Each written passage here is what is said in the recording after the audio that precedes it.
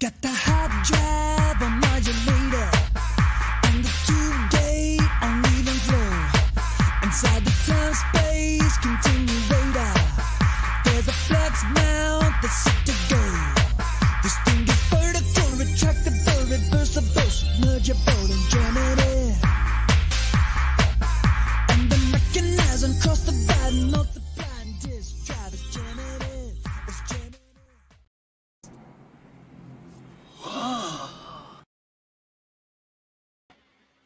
Hey everyone, good morning.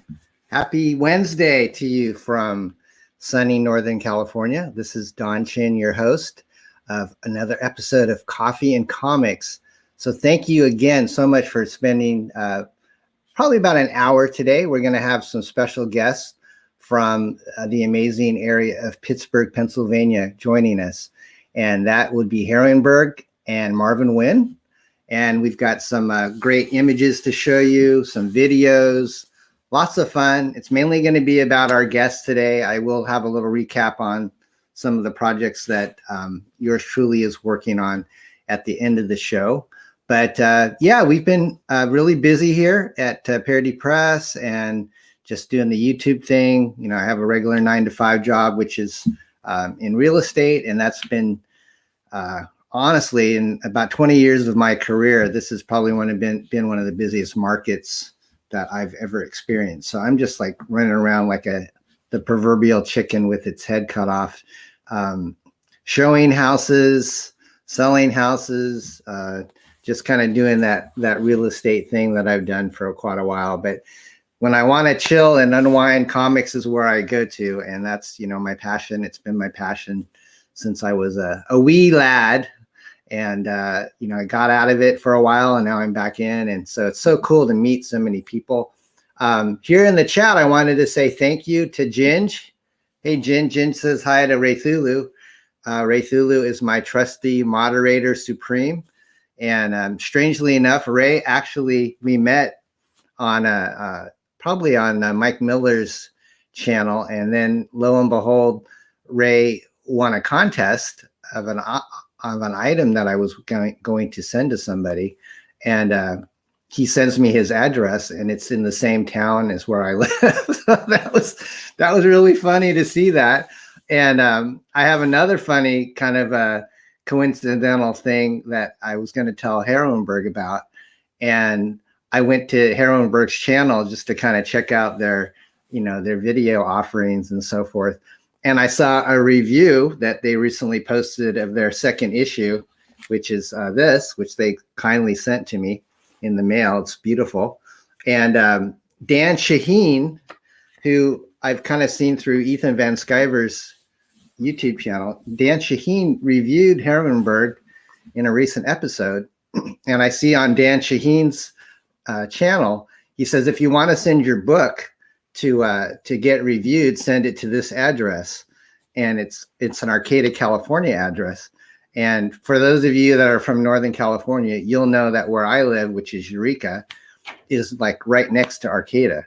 So Dan Shaheen, who's been this guy that's been doing comics reviews and talking to pros for quite a while, he's just in my neck of the woods. So it's like, you know, you think you're way away from people and then they just wind up being right in your neighborhood. But I still have yet to meet Ray in person. Someday I will. So Ray's here. He says hi back to Ginge. Ginge has his own comic book website. I think it's called Patchwork Comics.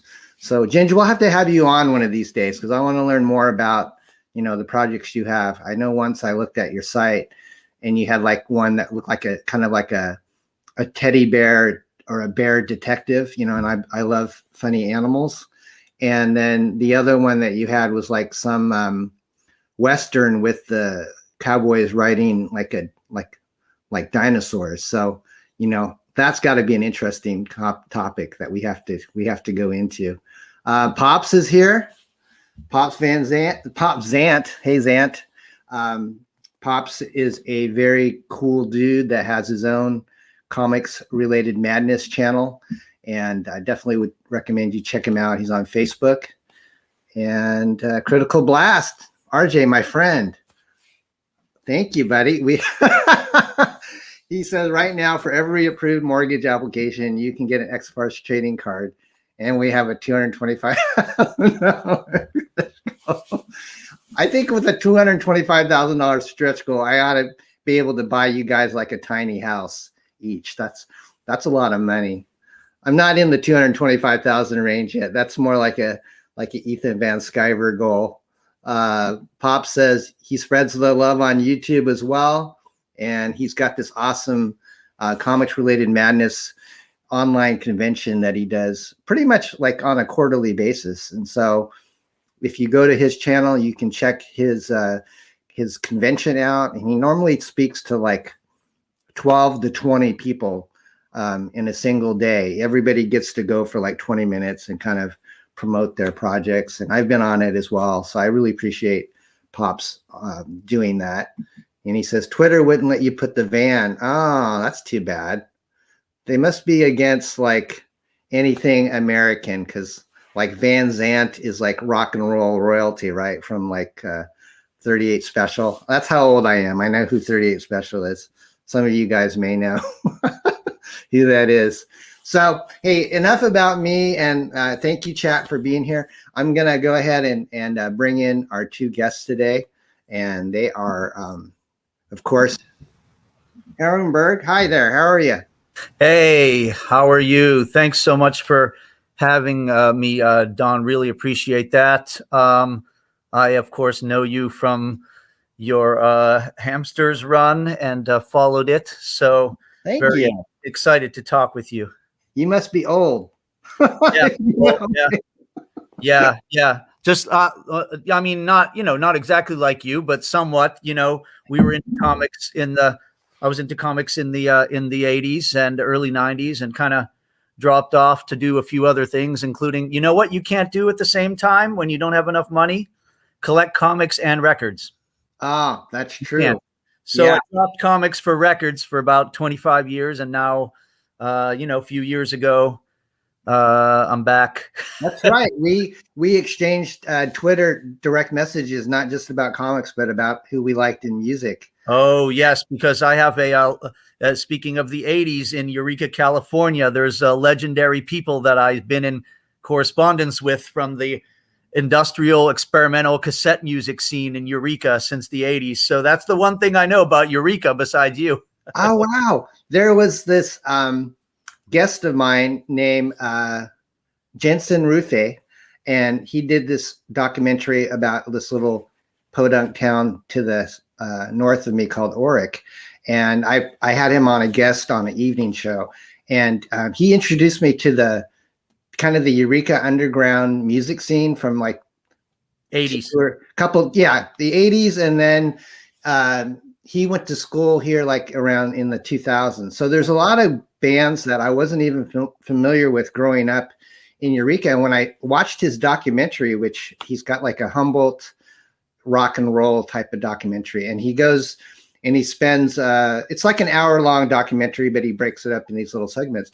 And there were all these groups that were performing just for the sake of music here in my hometown, that I was just going, this is like Seattle grunge, but it's right here in my neck of the woods. And I was just going, I gotta go back and try to find these bands, and because they really appealed to me, and to know they were local musicians, that I just go, that guy serves me burgers at the burger joint, and he's the lead singer of this band that I would probably buy his album if I knew that he was a musician. But it's like these guys are working day jobs by night, and then they go off and they play these house parties and these clubs that that are very, very hush hush. They're not really publicized, but it's very healthy and very creative. So that's a cool analogy. Did you follow like Faith No More with Mike Patton when you were younger? That would already be when I was slightly older, but sure. Yeah, I mean, I'm DIY, indie, experimental types of music. I mean, I'm as deep into the music scene as I am into the comics. I don't know if you noticed, but most of our episodes are named after post-punk 80s songs. Right. Like, Okay, like, cool. like, titles of songs by groups like Sisters of Mercy, Gary Newman, Ultravox, stuff like that. Awesome. Yeah. But yeah, I mean, I've been into the music scene as long as I've been into comics. So yeah, in the 80s, I was following the cassette culture, which was a huge bunch of DIY people putting out their own tapes. And there was a sizable label in Eureka, two bands that may or may not be in that guy's documentary. I don't know. I would have to watch it. But that was just the only other thing I really knew about Eureka was I knew those guys from. Who were the two bands? Because I know a lady who was in both bands.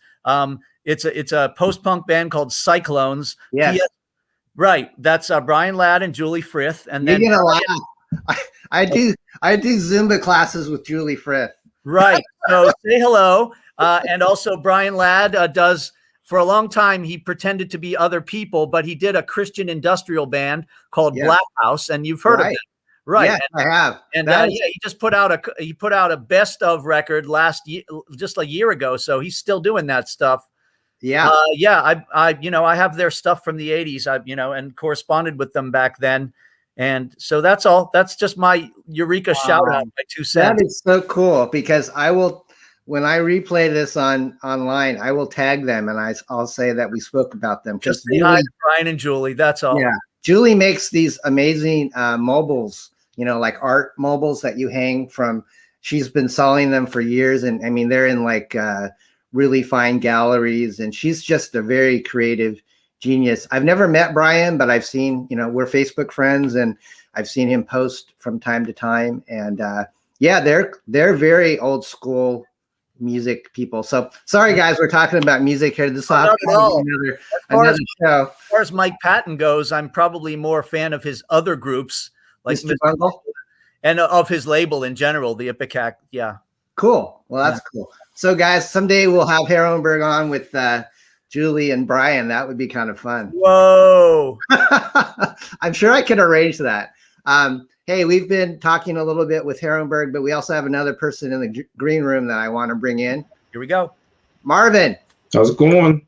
Hey, Marvin. I'm doing well. How are you, sir? Good.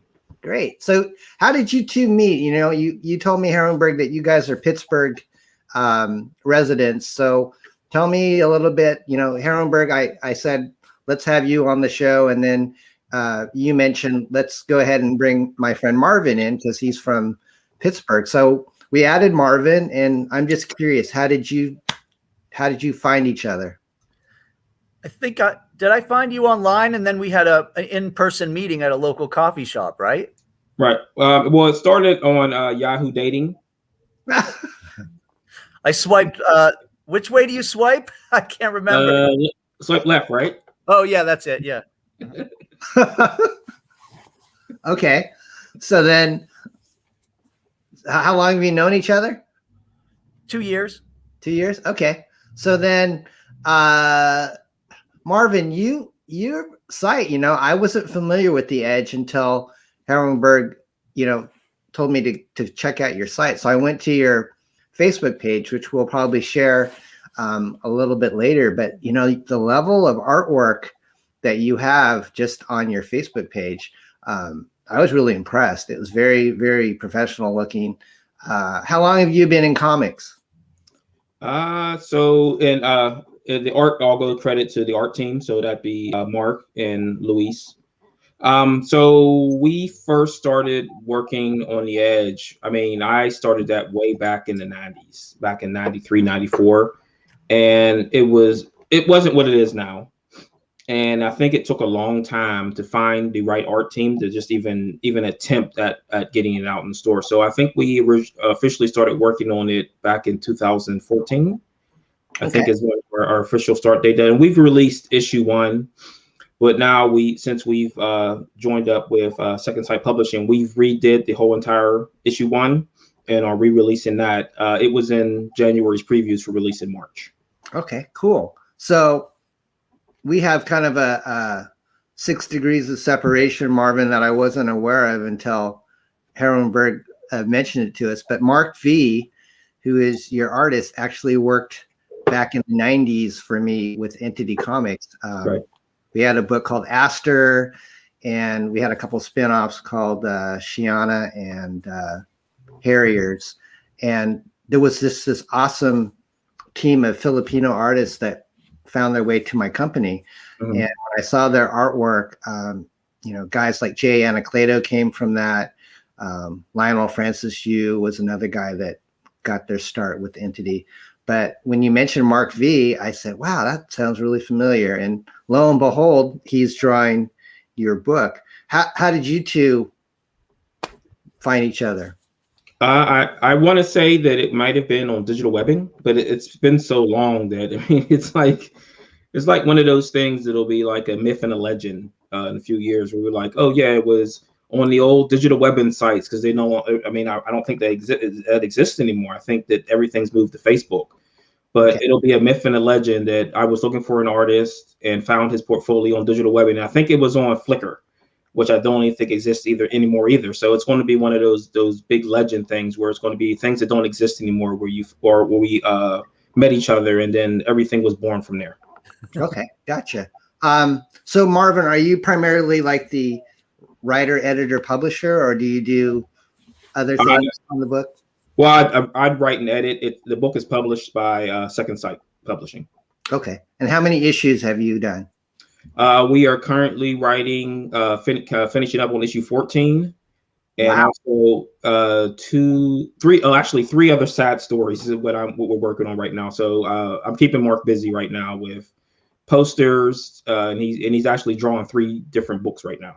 Okay, so are you primarily only through distributors, or do you do crowdfunding as well, or you have a website, which I think you said at the moment is a little bit still under construction or going through something, but your Facebook page is kind of where you told me I should go, right? And we'll go into that afterwards. But yeah, so mostly everything is on the Facebook page. I do a lot of we do a lot of talking about hints of things that are coming, and try not to spoil things, but just try to have fun with it and try to just interact with everyone who's interested in reading about the book. So as for crowdfunding, I am planning to crowdfund the trade, but it's going to be completely different than the book that's going to be in stores. So the crowdfunding book is going to have at least 2 different covers and extra pages. Okay, great. That Mark is working on right now, where I'm chopping up a I think it will end up being a prestige format. So like 60 pages or so, and cropping it up into 4-page little bite-sized things as we unravel the story of one of the characters. Okay. Well, I went to your Facebook page, and you've got like a couple thousand followers on there. So to me, it shows you've been at it for a while, because it takes a while to build up that type of faithful audience. So I'll definitely want to hear more about the project. But let's get back to HEROINEBURGH. You sent me a couple of links. Do you want me to play a trailer, or do you want me to? Is there anything in particular you kind of wanting me to go over today with your project? Well, I think it'd be a good idea to first tell people exactly what it is, because it's multifaceted, kind of a whole IP. So we might as well, get things straight from the start so people understand. So HEROINEBURGH is a universe based in a fantastic version of Pittsburgh, right?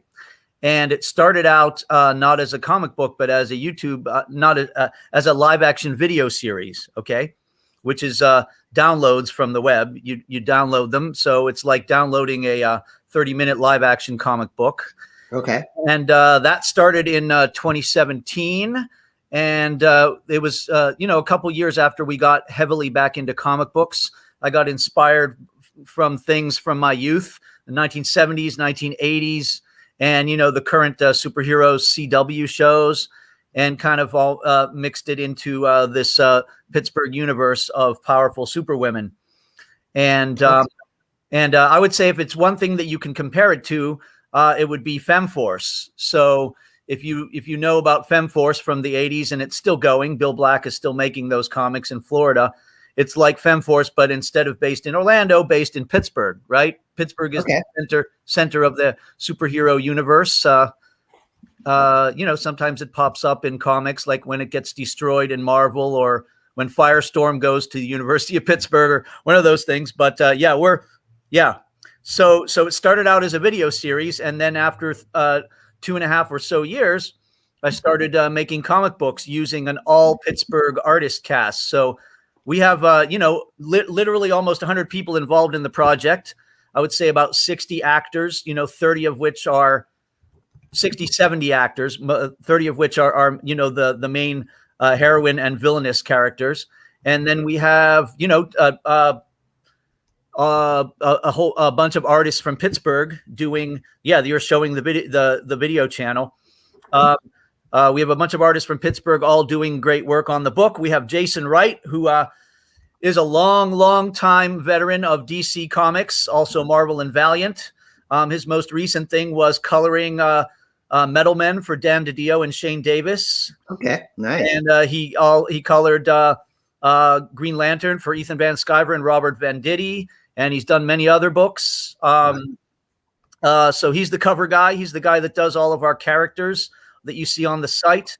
And then the interiors are Benjamin Zeus Barnett from Pittsburgh, Wayne Brown from Pittsburgh, who does a book with Kat Kalamia called Like Father, Like Daughter. And we also have pinup artists. We have Marcel Walker. We have Howard Bender, who did DC work in the 80s for Superboy and Dilates for Hero and stuff like that. And an artist named Ann Strongman. She's also from Pittsburgh, another pinup. So a total of 7 or 8 artists total. What you're showing people right now is the YouTube channel. Now, the YouTube channel doesn't have our full episodes. Those are pay downloads, right? Like the same way you buy a comic, you buy the video. But the YouTube channel has several hundred clips, and the clips are outtakes from the episodes, their character intros, their trailers for the episodes, and they're talking about comics, and they are live appearances at Comic-Cons. And we also have a new series which Marvin and I, as well as Mauricia, who's one of our actresses and also a comics creator, the 3 of us are working on together, called Comicsburg. And you can see right there, we just we have 18 episodes of HEROINEBURGH, which is the live action series, right, and 2 comics. And we also have 6 episodes of Comicsburg, which is specific spotlights on creators in Pittsburgh. We just uploaded one for a guy named Grant Lankard, who just put out a Kickstarter for his new book, and he's going to be collaborating with us in the future. Comicsburg is basically the union or the group of people that work together. It's me, Marvin, Mauricia, and some of our other artists, and Grant will probably be joining it. What we do is we try to just support each other, and we share tables, at Comic-Cons. It helps with the costs and helps with camaraderie to share tables at Comic-Cons. And in fact, we can't wait to get back to Comic-Cons. Here's a interesting story for 1 second. At Con a couple years ago, we met Ted Sikora from Cleveland, who does Tap Dance Killer and Punchline and from Hero Tomorrow Comics, and he came over to our table. And one of our actresses, that's the thing, is we don't have cosplayers. Our ladies are actually the actresses, so people get a little confused. It's not cosplay. It's like meeting Chris Evans, but not on the same popularity. It's like meeting the actual person playing Captain America in the video, right? You meet the actresses at the cons. So Ted Sikora from Hero Tomorrow in Cleveland was across the aisle from us, met our friend Alicia, who plays Scintilla, one of the villains, and then asked her to cosplay his character in his comic book. She went up to Cleveland, she did a photo shoot, and she played Regina, who is the character in his new comic book Bloom, which is now running a campaign. So we really love to, my point in that is we really love to interact with comic book folks, whether it's in Pittsburgh, Western New York, Northeast Ohio, yourself in Eureka, California. And we love to cross over between music scene stuff and comic stuff too. A lot of the original actresses from the series are in the music scene. They were in bands, singing or playing bass or other instruments. So, for example, the actress who plays Poderosa, who's depicted right there in the middle. She is the our Puerto Rican Supergirl. She's kind of like a cross between Lois Lane and Power Girl. She's a reporter for the local TV station. The woman who plays her, Christina, is the lead singer of a local band that is post-punk, and she's also in a Blondie tribute band. She plays Debbie Harry as well as Poderosa. So, I noticed reading the first issue that you sent me. You know, there 3 of them were DJs. Oh yeah, you have that in there, and obviously you're a music fan. So now I'll have to go back through and read the chapters and see. You know, you mentioned earlier when we opened that the chapters are named after old songs. The titles of the videos are named after post-punk songs. And in the first issue you read, three of the so the way I group my heroines is I do it like thinking about real Pittsburgh. We have different ethnicities. We have all the different neighborhoods are represented. We have sexual orientations. We have all the different professions. Like, for example, the Chinese American heroine is as a mechanical engineer at Carnegie Mellon, which makes sense for Pittsburgh. So, for example, Ex Machina, who's right up there raising her hands on the cover, building the super big robot that fights the kaiju monster. Right there, she is, Ex Machina. Right. Right. And so, we break it up like that. And what you referenced was we also have heroines who represent music subcultures. So there's a heavy metal superhero, and there's 3 from the goth scene, including the one you're showing there, Arcana. And she represents kind of the dark wave. She has shadow powers, and she can turn invisible. And there she's sipping some wine, right? And in the middle of that book, she quotes. She comes into the room directly quoting a Bauhaus song. She's just singing "Terror Couple Kill Colonel," and as she's coming into the headquarters, and I reference a lot of music stuff in the book. That's true. Yes, that's awesome. Thank so how long have you been doing this? The HEROINEBURGH since 2017. It was conceived of in 2016, and we launched the very first episodes, like episodes 1 through 4, in early 2017. We not only put them on our site for people to download all over the world.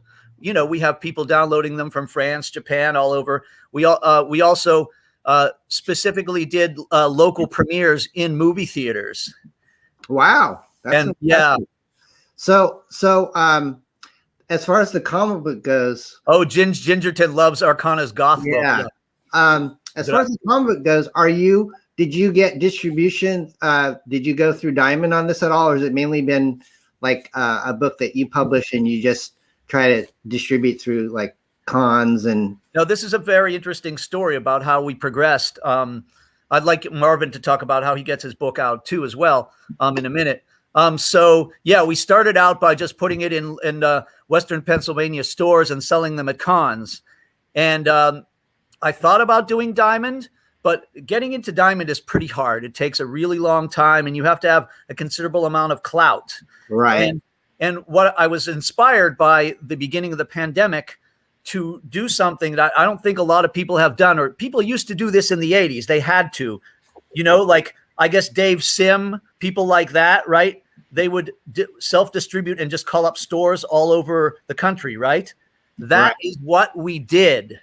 I called up stores all over the country, say maybe calling about 500, and got about 120 so far to say yes to take our book. So we bill them through PayPal, or we send them an invoice, and it's all done direct. It's 100% DIY, and people can, of course. We have a fully realized website. So people, just like buying the videos, people can buy the comic books and have it mailed to their house. You can see right there, $9.99 including shipping for in the country, $19.99 for around the world. And so calling stores all around the place, we've gotten into more than 100 stores in the US, and a handful in Canada, one in New Zealand, and one in Israel so far. Wow. Good for you. It definitely has that that Bill Black Americomics feel. I remember having that in my store back in the 90s. I don't think he's doing books anymore, is he? No, he is. He is. Oh, so I'll give you an update on Bill Black real quick, then we'll go to Marvin. So if you want the update on Bill Black, just go to the AC Comics FemForce Facebook page and join. Okay. Like anyone else. But so Bill Black is he's kind of shutting down his office, but he's still putting out comics every year, several comics a year through AC. He's putting out with FemForce, he's in like the 150, 160 title range right now. Wow. As well as offshoots. So, and I don't know if you knew this about him as well, but both him and George Perez did a long series of live action superheroine videos. Oh, really? And that is one of the main things that we were inspired to start HEROINEBURGH was the Florida scene of live action low budget superheroine videos. George Perez did a whole bunch under a wrestling company, and he calls it Sisterhood of Superheroines. Okay. And yeah, so obviously we love George Perez from the 80s. New Teen Titans was one of the first things we ever bought. Judas Contract was the first story arc we ever loved, really. And then the other thing is Bill Black does a whole bunch of movies under the name Night Vale Media, where he puts his characters like Stormy Tempest and Night Vale to life on screen. He has actresses from the Florida area, and he told me that he can no longer produce movies. He just produced last year his final movie called Scarlet Scorpion, which we own now. We bought it and downloaded it. And yeah, so kind of so he's still making comics, but kind of in Bill Black and George Perez's honor, because both of them are, like you said, semi-retired. We are, continuing the live action spandex and capes ladies tradition, basically. Yeah, you're carrying the torch. Yes. That's really cool. So he was a big influence, obviously, on you, it seems. Perez and Bill Black, yeah. Yeah. Yeah, Perez was one of my favorite artists growing up. And strangely enough, we commissioned him to do an Aster #0 cover, which was an issue that I got to write. So to actually have George Perez on a book that I was involved with was just like, to me, he was almost like on the same level as John Byrne back in the day. No, he really is. Yeah, of course. Teen Titans, And we love John Byrne too. The She-Hulk run is big. Next Men. I mean, I bought a lot of stuff in the 80s that kind of influenced this as well. Elementals, Bill Willingham, DN Agents, Mark Evanier. I'm trying to think of some. Oh, the ninja book, the female ninja book, Whisper. Right. Which was on First Comics. Stephen Grant, I think, was the writer on that. Yeah, Love and Rockets, all the great heroines that the Hernandez brothers drew. Both the superheroes and the wrestlers, right? And those were Hispanic too, so it was an early exposure to Hispanic heroines. Yeah, so. Okay. I wanted to play a couple of your videos if we could. You sent me a trailer. So let me get that loaded up. And you also have a little video on where to buy issues. Oh, yeah. So do you want me to play both of those? Sure. I can introduce each one, and then I'd love to get back to Marvin too, of course. So are you playing the trailer first? Yeah, I can play the trailer first. The trailer is for episode 18, which was so long, and we had so much great footage during COVID that we put it out as parts 1 and 2. So it's an hour-long total. And yeah, you'll see all the actresses and characters involved, both good and bad. And this is the trailer for episode 18, parts 1 and 2. Okay, here we go. Oh, sure. All right, so I'm going to play this. It's about a minute long, so here we go. Yeah, and you've got 80s industrial pop music as our theme song. Okay, here we go.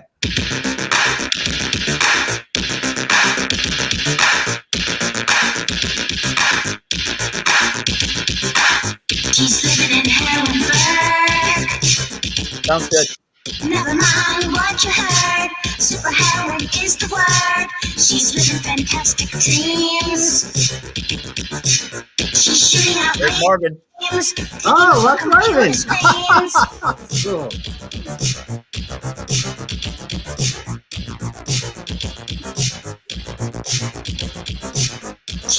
her costume on, and she's feeling super strong.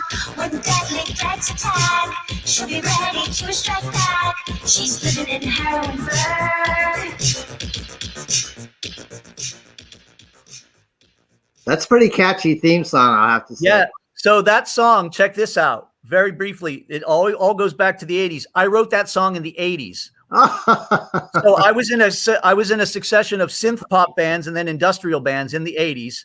I was in a band in high school where we were basically trying to be Berlin, you know, and we had we had a great great looking lead singer, a Terry Nunn type.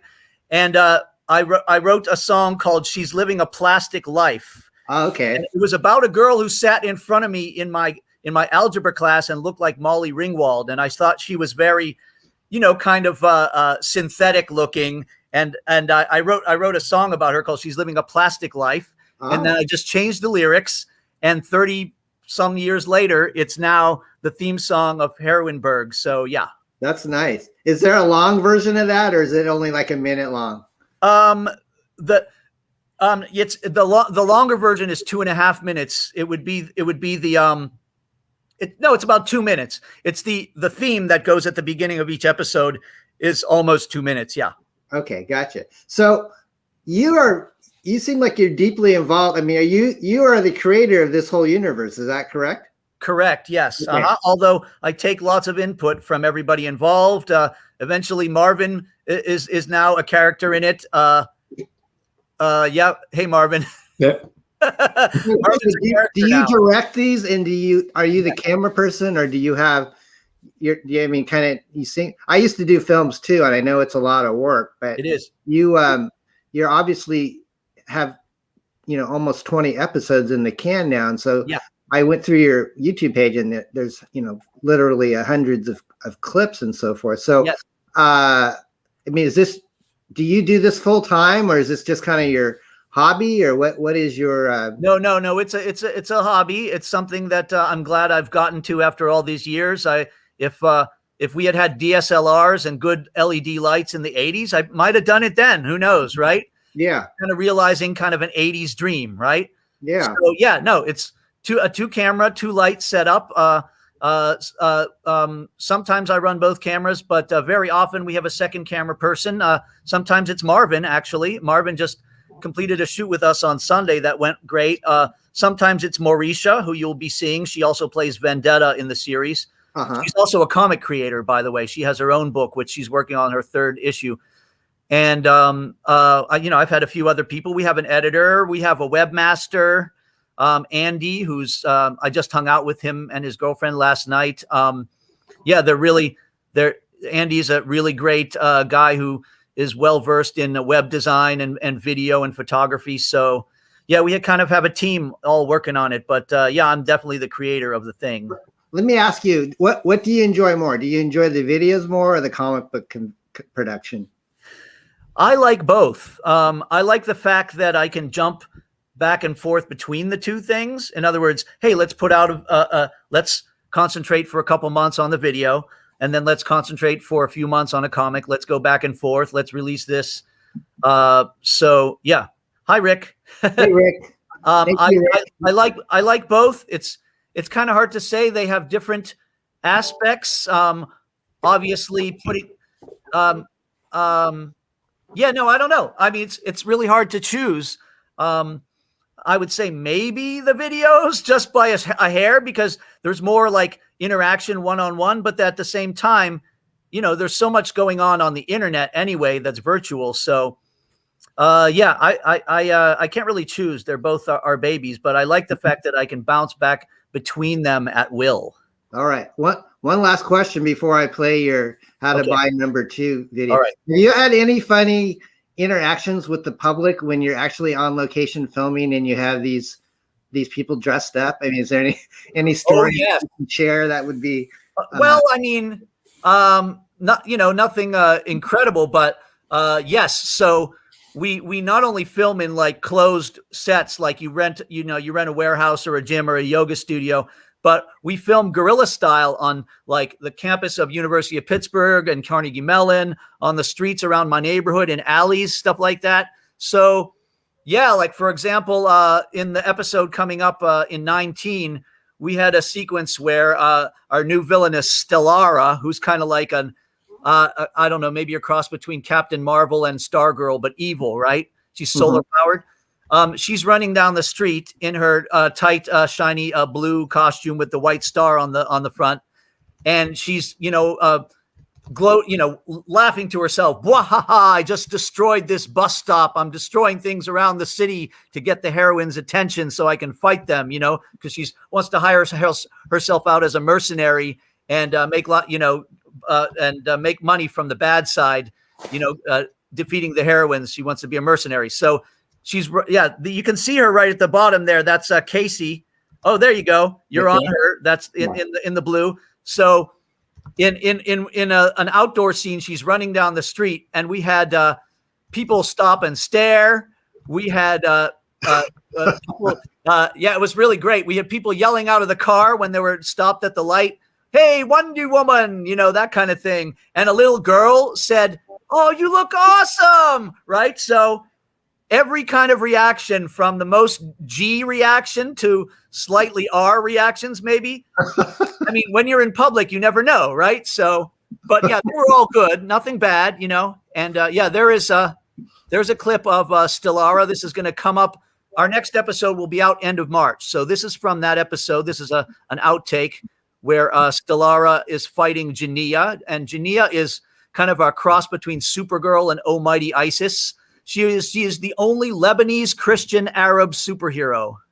Yeah, she was on the back of your the first issue you sent me, right? There are tens of thousands of Maronites in Pittsburgh, Christian Arabs, and so we made the first Christian Arab superhero, as far as I know. And she just represents an ethnicity that's common in Pittsburgh. That's pretty cool. Right, so she has the Arabic gem. She has got a different video that just it's segued into that. Let me stop that for a second. All right. That's Michael Bancroft. Okay. Yeah, Mike. Actually, Rick Saylor's in the audience, and he helped me get on the show. So I wanted to. Yeah. He's from Australia. He's a cool guy. So let me stop sharing that. Anyway, yeah.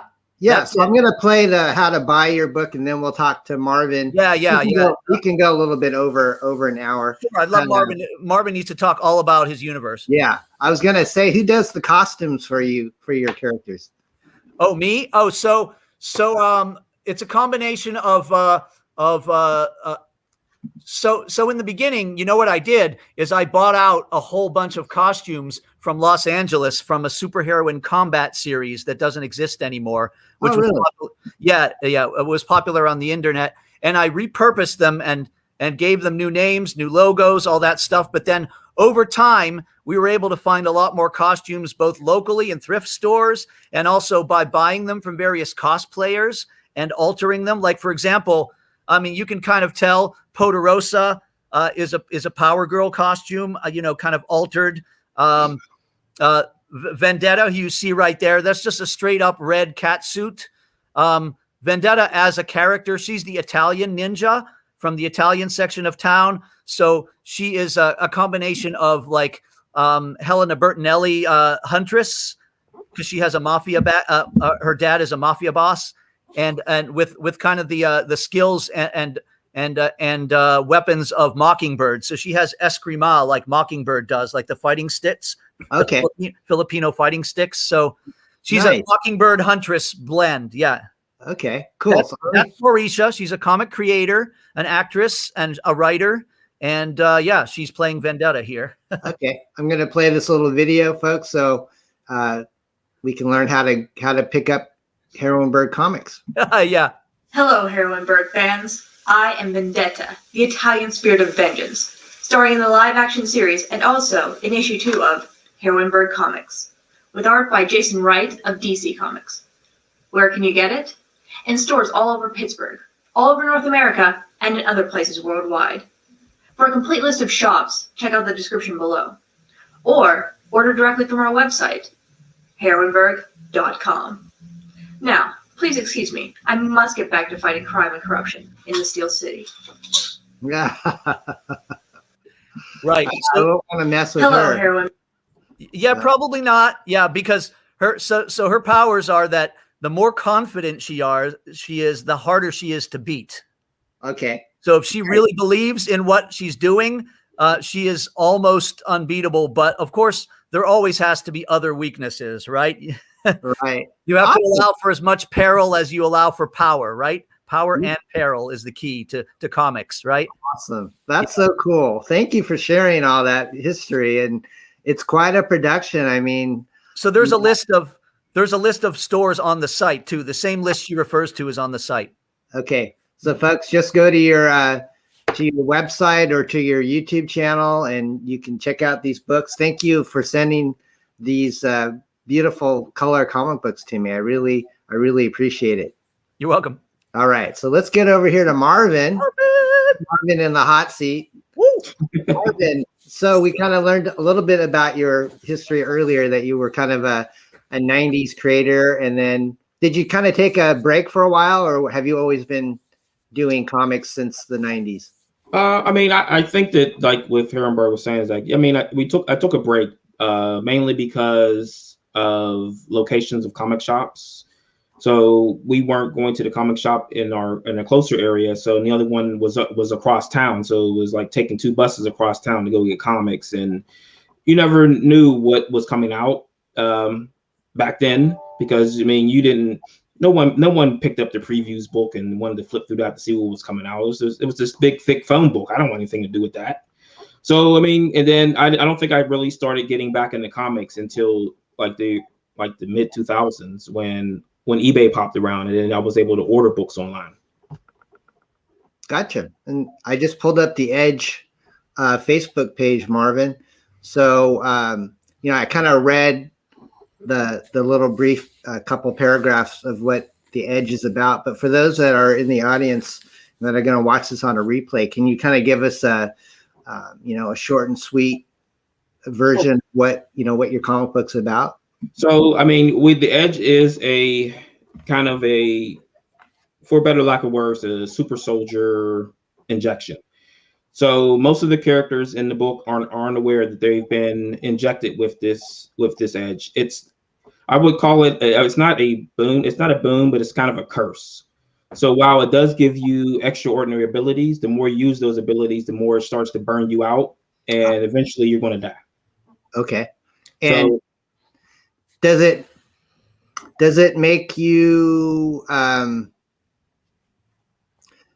it affect your personality in so that if you are a good person, you will eventually kind of lean towards darker tendencies, or do you just kind of keep your same personality if you get infected with it? Well, I mean, the people will keep their same personality, but I would say that it somewhat enhances specific thoughts or feelings, where if you're more of a militant type, you're going to become more militant, or if you're more reserved, you'll become more reserved. But I mean, it's just a matter of it's giving them these abilities that they have absolutely no control over, and it's not going to be a good thing for them in the future. Okay, so how long can one live before they eventually die? Well, yeah, it depends. I mean, it's based on use, overuse, or how you're using it.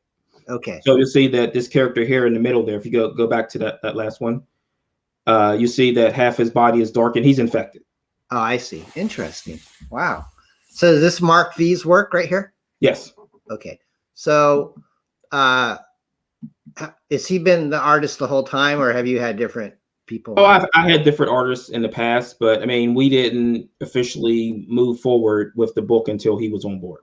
Okay. It has a cool, almost like an animation cell feel to his work, don't you think? Right.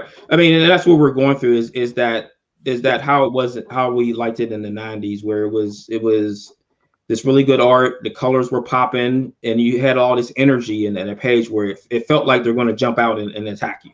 Yeah. Who were your influences, Marvin, as a comic book creator? I mean, I feel like when I look at this, it's when you say, the colors of the 90s, I'm thinking like Image comics and stuff. There you go. Image, 90s, X-Men, X Factor, all those books were like Wildcats, Stormwatch, Youngblood. A lot of influence from those creators and what they were doing at that time. Yeah, kind of a Like Joe Madureira, I think, is one of the guys Yeah. that was kind of an X-Men staple back in the day. And yeah, it's really cool to see that. Now, is Mark still in the Philippines? Yes. He is. Okay. And so who does the coloring? Most of the colors are done by Luis and Antonio Delgado. He does mostly work with IDW. Okay. Nice. So what's been the fan reaction and store reaction since you've been publishing? I mean, the fan reaction's been really good. I mean, people are starting to pick their sides and they're picking their favorite characters. And like Herrenberg was saying before, is that before COVID and all this stuff, we were self-distributing to stores, and feedback was really good then. But as we move forward, and once we joined with Second Sight, we have gotten diamond distribution, and things have pretty much progressed pretty far than I was more than expecting to happen. And the feedback has been tremendously great from stores, from the fans, from new customers that are coming on board and realizing that this book actually exists. So we did do communications out to stores. We sent emails. I sent that preview PDF to about 1,000 stores. And the feedback has been extremely, really, really good. And there were some moments where people said things, and it made our whole entire day that they were really excited to get their hands on this book. That was a smart thing to do. Back in the day when I was publishing, we didn't have PDFs. If we had to send a sample to somebody, it would either be physical, which costs money, right. Or I mean, there were websites back in the day, but they're not as slick as they are now. So that was a smart, good marketing move on your end. There's still people that want physical books. Right. Do that. That's true. But yeah, I've had a few people say, "Hey, can you send me physical?" All right, that's fine. Just one. Yeah. So the one thing that we are trying with the covers is that we're not putting the logo at the top. You see, we're orienting the logo on the side. And it's just something different, something that other people aren't doing, and some people have said that they really liked it like that because now they can put the book on the end cap, and someone walking away can see it in the corner and say, "Hey, what's this? Why is it on the corner like that?" Like, it's just something different to try. Like, that's what we're trying to do with this book, is doing something different. Something that somebody may have tried in the past and didn't keep with it, but we just want to show that we're trying to do something different, making things fun and exciting again in comics. That is an outstanding layout. I mean, if you saw this on the stands next to, a Marvel or DC book, it holds its own. So kudos for, I know how much it takes to do all the design and line up all the talent, and you just look like you've got, from cover to cover, a really, really professional product. Do you have a in-house letterer as well, or do you do some of the graphics? Our lettering is done by James Reed. So we've got, it's one of those things where I let the professionals do professional stuff, and I don't question them. But like I say, that I think that in all the books that we worked on together, and we're closing in on 20 titles featuring characters from the Edge, I've only had to change one page that Mark did. Wow, that's amazing. That just shows how professional he is. I'm just scrolling through your artwork, and it's just beautiful. I love the coloring, and these are your covers. Yes. Okay. So those ones are the cover 2 issue. So issue 2 is going to have 2 alternate covers. Okay. You see the one we have blacked out for specific reasons. there are characters' names written on those tombstones that we don't want to spoil issue 1 before issue 1 is on the shelves. Gotcha. Let me see. And we've run the gamut with this book, and like I said, that each story is broken up into arcs, and each arc is about escalation, where once you get done with this character, another group of characters comes in, like this character here, Azael. So our second arc is called The Reign of Chaos, where the character Chaos forms his own team, and each one of the members of the team is named after a fallen angel. Oh, wow. Very cool. And they're infected in a different way with this edge. So they're actually hosts to these alien creatures. Okay. So do you see this as is there a finite number of issues, Marvin, before it's done, or is it an ongoing? So when I was originally crafting the story, I had an end in mind, and the end is still there. It's just going to be further along than it originally was. Okay. Because we're having so much fun with the book, and people are responding to it so well that I just can't end it where I want it to end. How often do you publish? Currently, we actually goofed on our initial layout for the issues and did quarterly, which means that issue 2 won't be in until May's previews, but that's been fixed and we'll be going bi-monthly after issue 2. Okay. Wow, that's a lot of work. Is this I mean, what is this your full-time job, or do you also have a well, I work in IT, so I have a full-time job besides this, but it's because we work so fast getting books out, and we're already on issue 14. We have that big we have a huge gap that we always seems like we'll be at least 7 to 8 issues ahead. Okay. Wow. That's great. Well, I'm so excited to hear you're thriving in Diamond. And is Diamond like the only pretty much the only distribution company there is in the market these days, or are there other? Well, it's the only one that is doing all books. So the UCS and Lunar are still out there. I think Lunar took over DC from UCS, so they're not both doing it. I think UCS, which is Midtown, is only doing back issues now. Mm-hmm. But I know that Peter Samedi from Alterna was talking about doing distribution sometime this year. Yeah, that's partially why we started calling stores, because we were waiting for Samedi to pull the trigger and he didn't yet. So we just decided to do it ourselves until and when he's ready to, But there'll be special editions of the Edge available on the Second Sight site once that's updated. So there'll be things you can't get in stores, or things that you can't possibly make if you see me at a convention. Like right now, that the huge cover, the triple cover, I have copies of those myself, which I are selling myself. So if somebody wants those and wants those autographed, you can get those from me directly. Okay. And the best way to contact you, Marvin, I did post your right on your name, you have your Twitter. Yeah. And can they go to the Edge on Facebook and order there, or? Generally, I mean, it'd probably be easier just to contact me directly if you want to get to me. So my email is theedgecomic@gmail.com. Okay, let me put that So in. if anyone's interested in those special editions, I mean, once they're gone, and they're not going to be reprinted. Okay. Now you posted a link to your Instagram page in the private chat. Is that going to have anything different than what we're looking at here, or? It's basically just like trying to cover all the angles and all the channels, because I know there are a lot of people who aren't on Facebook, aren't on Twitter, but will use Instagram.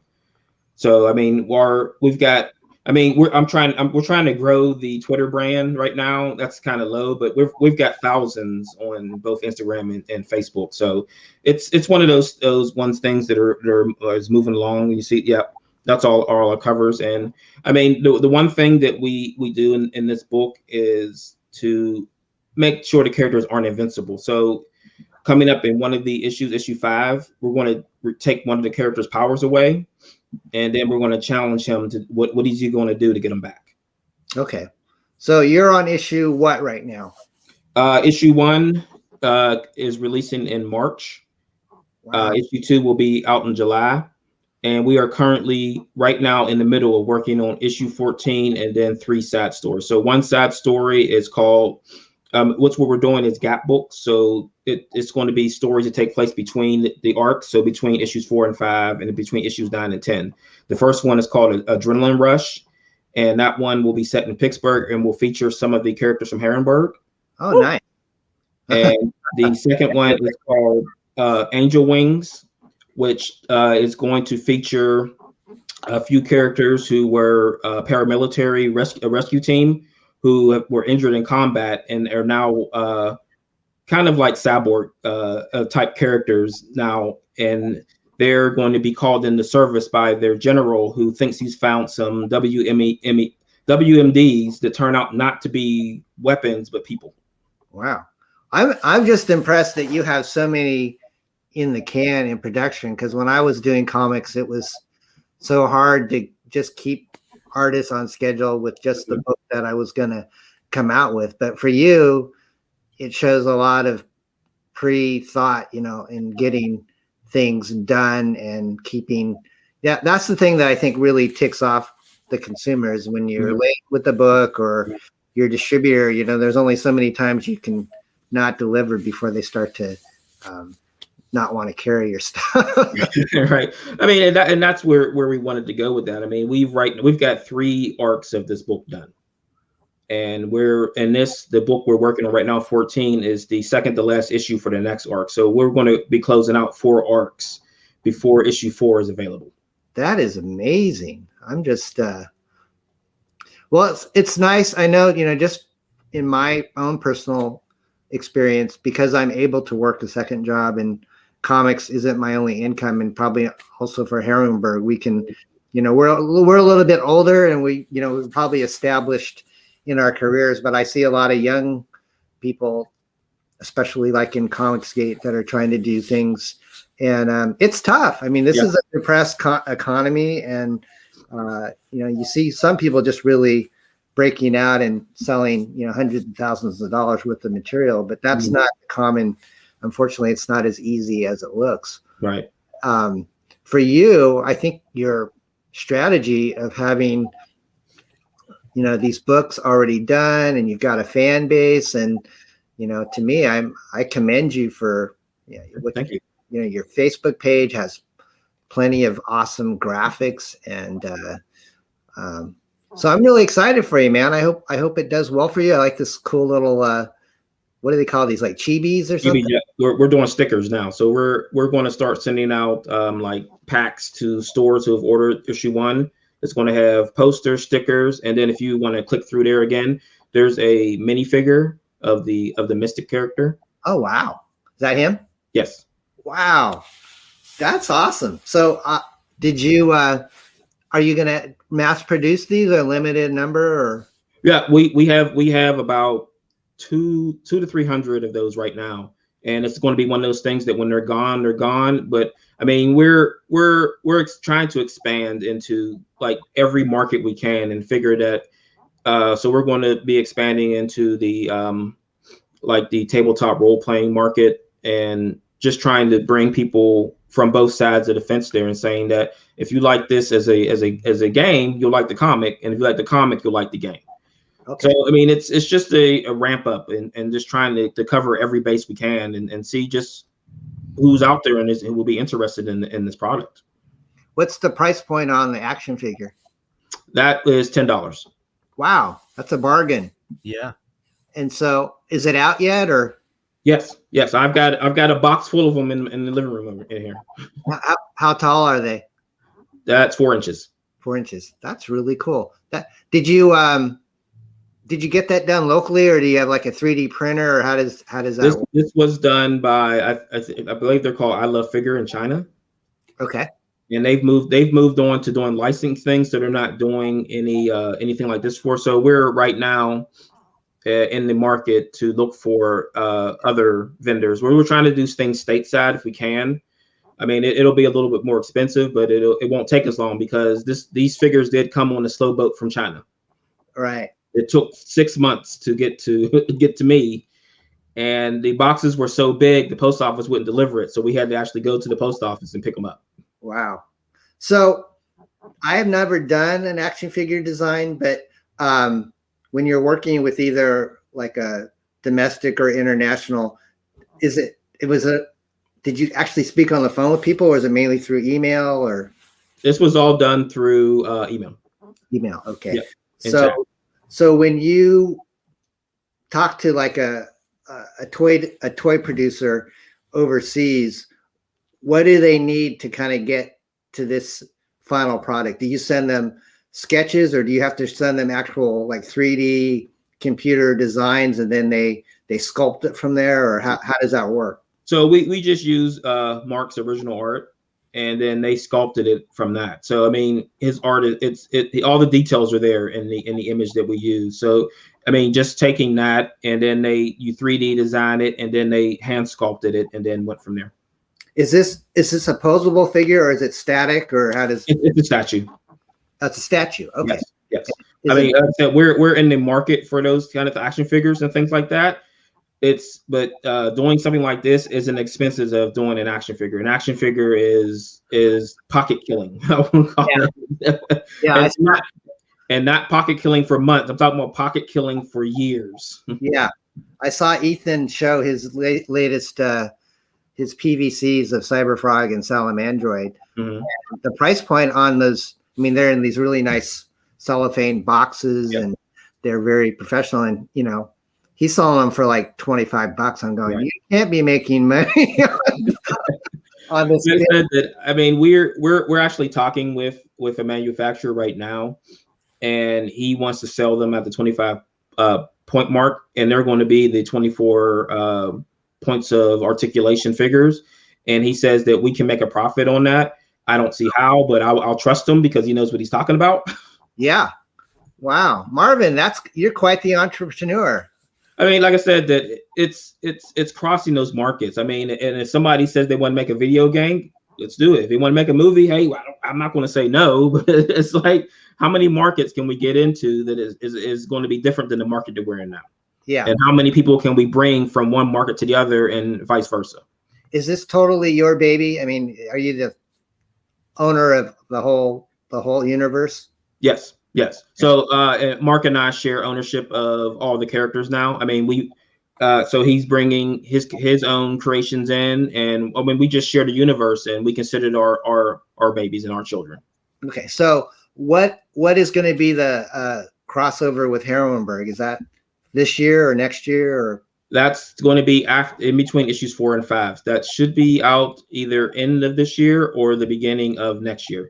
Okay. So that one is going to be where one of the characters from the first issue, Joshua, has gotten his hands on an untainted vial of the Edge.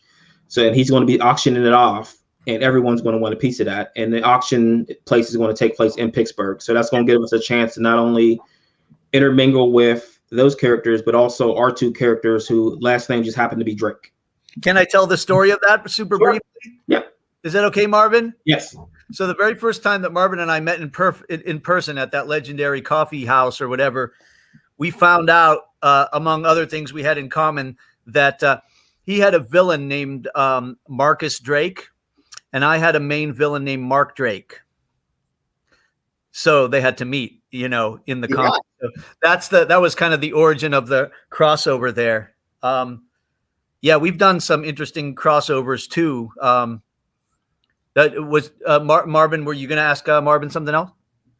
I was actually going to ask can you tell us who the characters are that are going to be from HEROINEBURGH intermingling with the it's going to be Centella and Vendetta. Okay. Oh, okay. Well, that I didn't actually know that yet, but that kind of makes sense. That kind of makes sense. Right. And not only that, we're also going to have some other characters pop up in there. So we're actually have, if you're familiar with John Mytek, his Sniper and Rope character that are being published through Roland Mann's Silverline books. I like Roland. Yeah, he's a good Roland. And later on, in some further issues, we're going to have some other indie characters come in and join the fight, because there's going to be a threat that's going to be so huge that it's going to take the combined might of multiple universes to handle it. Nice. Marvin, you're on your way, my friend. I am. It's so cool to see. And HEROINEBURGH, obviously, your book from issue 1 to issue 2, you made leaps and bounds in production, and I just, it's not easy to do comics these days. And I haven't had a chance to watch Dan's complete review of your book, but I don't know if you knew this, but he just lives like probably 10 minutes away from me. Arcata, right. Mm-hmm. Yeah, funny. Let's see. Is there anything else you guys want to add? I'm probably going to wrap up the guest part of the stream and then just kind of do a little bit of chatting on the two projects that I've got going on. But well, I just wanted to say thanks to the chat. I saw a bunch of people were saying hello, and then I was going to say hello. And I just want everybody to know that, I mean, I know that it's challenging out there for what people consider comics that aren't that good or not excited about. But I want to say that we are trying to make that happen again. And a lot of these indie books these guys are working really hard to put out quality products that people want to keep coming back for. And not only are we putting out quality products, we want to talk to people about what they like about these books. We don't want to shine off anyone saying, don't do this, don't do that. We just want to bring entertainment and have fun and enjoy things like we should be. Awesome. Hey, Marvin, if people buy from you directly, do you offer autographs? Yes, I will autograph anything, and I will do it for free. Nice. So what's the price point? I think I saw on one cover was $4.99. Is that your? We are $3.99 now. So all books are $3.99. Awesome. Congratulations. Thank you. Wish you the best, sir. Thank you, everybody. If you want to get a hold of Marvin, we have the contact information, his Twitter, Instagram, Facebook. So definitely support Marvin in this awesome superhero concept. I think it's definitely worthy of support. Marvin, I hope you have a great rest of your week, sir. All right, thank you. You too. We'll be in touch. I'm going to go ahead and log you out, and then I'll have HEROINEBURGH join us. So, yeah, thank you. Sure. Bye. Bye, Marvin. Okay. Yeah, HEROINEBURGH, let us know. How can people reach you? I've got some things I could probably flash across the bow here, but if you any parting words, or do you want to? Sure. Flash away. I just wanted to mention, as far as expanding and stuff, we had a strip we had a HEROINEBURGH cartoon in our local newspaper, which is reprinted in the back of issue 2. So briefly, we expanded into a newspaper print, which is funny, and we're also working with some local kids to put together a tabletop game where you a combat game, what they call it, free. I forget the name of it. There's a style of game called free fighting, and they're working on that right now. So you wanted us to flash the various socials and stuff. Yeah, I've got your. Sure. Yeah, our website is heroineburgh.com. Our contact info is info@heroineburgh.com. And you see how to spell it, HEROINEBURGH, as in female superheroes in the city of Pittsburgh, right? Right. And we also have an active Facebook. We have an active Twitter. And we have a DeviantArt. We have an Instagram, but it's just a stub. So that's about it there. And yes, hello, Dave from I assume he's from UK, Bristol. So I shouted out to the trip hop scene. Yeah. Yeah. I mean, if you're from Bristol, Tennessee, I don't think you call yourself Bristolian, right? So those are our points of contact and our socials. And we just like Marvin, we want to bring back the fun of the Bronze Age. Well, we want to bring back the fun of the Bronze Age, right? Right. And we were gone for the 90s. We caught up on everything. We're big fans of Lady Death now and all that. But we want to bring back the fun of the Bronze Age and just the excitement of the action and spandex and capes. That's what we want to do. Nice. Well, congratulations. Do you have plans to? What's your potential release date for your third issue? Do you have that? I would, unlike Marvin, I think we're going to do every 6 months. What we do is we're going to alternate with episodes. Episode comic, back and forth. So I would say look for number 3 in the fall. I've already told a few. We had a bunch of other reviews besides Dan Shaheen's as well, and a couple of them have already said look for it in the fall. So that's good. That'll give us a goal to really work for. One advantage we have is all of our creators are in Pittsburgh. So, if they're behind on something, you just go over to their house. With Guido. With one of the, with Vendetta comes over to their house. No, I'm just kidding. But we really support creators in Pittsburgh. Check out our YouTube channel as well, of course. And on the back there you see 4 different pinups. One is by Ben, one is by Ann Strongman. The top left one is Marcel Walker, and the top right is Howard Bender, who worked for DC for quite a while and is a local caricature artist. Yeah. Right here. Hang on. I'm trying to make it bigger. Oh, make it bigger. Yeah. I'll show it off better when it's just me on the screen. But it looks good. It looks yeah. great. Do you have any original artwork for sale from your book, or? You mean on paper? No, not really. That's okay. I was going to say this cover looks like it would be an awesome painting or something. So we do have Jason actively signed covers. Again, that's free, just like with Marvin. We send signed covers around as people want them, especially those who already know who Jason is. By the way, right now, what is Jason doing? He's coloring 2 trading cards for EVS, and he's working on parts of his warts and all. He's, wow. The black and white, the really early Cyberfrog stuff that's black and white. He's working on colorizing it. Wow. Yeah, Ethan's keeping people busy. Yeah.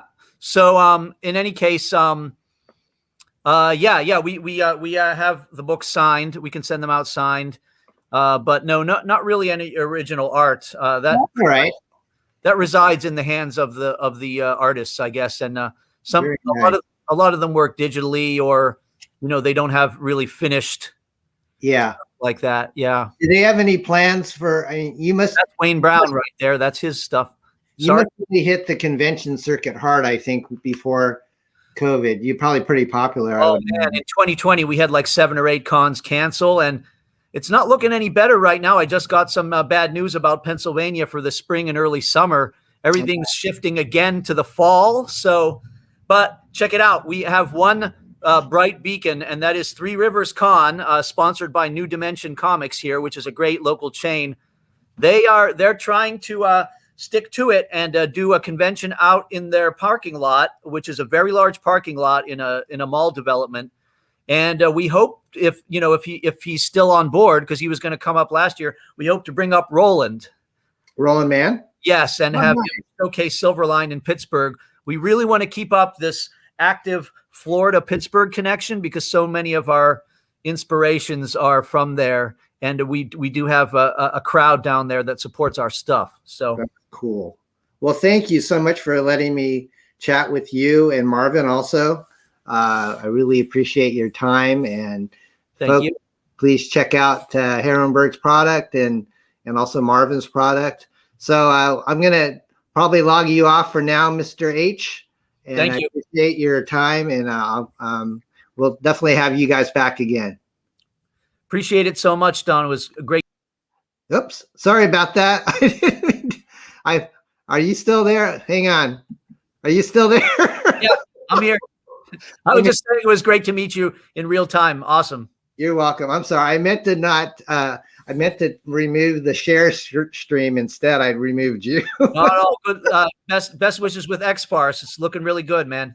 Thank you. I appreciate it. Have a great day, my friend. Have you too. Okay. Bye-bye. Oh man. The perils of live streaming. There's never been a show without a glitch. It's fun. Hey, Ginge says he's from Florida. Ginge, are you the proverbial Florida man? Do you like to wrestle alligators? I don't know. I wasn't even aware that Florida man was a thing until I saw Mike Barron's promo of that. He says, woot. So anyways, guys, I'm getting ready to wrap this up. Thank you for hanging out with us for the last hour and 20 minutes. And I just wanted to kind of show you the X-Farce campaign, which is kind of coming up on its final week of being on INDIEGOGO. And thankfully we crossed the $6,000 barrier over last weekend, which was awesome. Had a nice slew of activity. We're well funded on this. It's going to go to print. We're actually just waiting for a couple of art tweaks before we send it off to the printer, but I'm hoping that it will be printed in March and we will start to fulfill the orders. Lately we've got some specials. I was on Michael Bancroft's show last night, if you want to pick up the 3-pack, it's on sale for $59. You get all 3 issues, the Bill Mouse cover, the really cool Mark Lewis 1960s ex-cons cover, and then Rob Willis, who's very sought after Comicsgate cover artist. He did a Cesspool versus Cable cover for us. So yeah, you'll get all 3 of those. They can be signed for no additional charge by myself. And yeah, it's 48-page full color book, no ads. And if you are kind of into swag, we have, you know, the snack pack, which is, you'll get the 1 issue of X-Farce Reloaded of your choice. And then we have a cool mug and lunchbox, which when I pull out, I can show you like large, but that's on sale for $75, which plus shipping. So that's a pretty good deal, I think, if you're looking for, you know, some cool merchandise. Sorry, my phone just went off on my Bluetooth. Yeah. So anyways, guys, just that's what's going on here at Parody Press. We have BEARDZZERKER coming out fairly soon. We'll be announcing that launch. But here's the lunchbox that we have. It's metal, and it opens up so you can put your little thermos in it or whatever you want to put in it. Unfortunately, it's not big enough to put a comic book in unless you fold your comic book. And we know that any comic book collector that's a perfectionist is never going to fold their comic book. But it's a really nice, cool collectible. You can display it in your collection or store stuff in it. And we had these mugs made as well. This is actually kind of a prototype from we only have 1 of these right now, but we just ordered another like 3 dozen of them. So they're on the site. You can buy it individually for $19 plus shipping. And it's got the full Bill Mouse X-Farce team on there. So yeah, check it out, guys. We'll be going in demand. So even if you miss out on the campaign, we'll still have product available for the foreseeable future. We'll be running some specials with the BEARDZZERKER campaign, and that's going to have a lot of pretty big talent in it. We have a lot of variant covers planned for that. One that I've announced recently is Billy Tucci's She is going to be on a cover by Bill Mouse, and he's in the process of inking and coloring that. So I'll try to display that as soon as we have it colored. But anyways, I want to say goodbye to the chat, everybody. Ray, thank you for being my faithful moderator today. If you sign up for BEARDZZERKER, you can get a free trading card if you back it, and that's at beardzerker.com. Rick says, come to Ohio. Nothing is closed. Just a few shows canceled. That's cool. Do you have to wear a hazmat suit, Rick, or you just have to wear a mask and you're okay? Hopefully.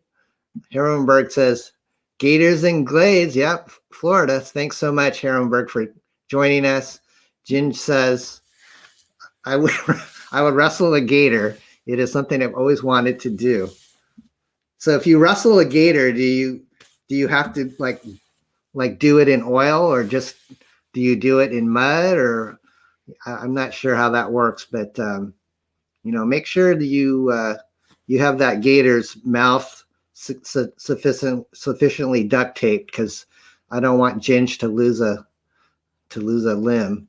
Marvin in the chat says, thanks everyone. Thank you, Marvin. And let's see. HEROINEBURGH says, have a great day. Yes, I will definitely say hi to Julie and Brian. That is small world. Ray says, Jello.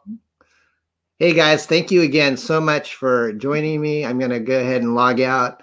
Got to get back to work doing the other job.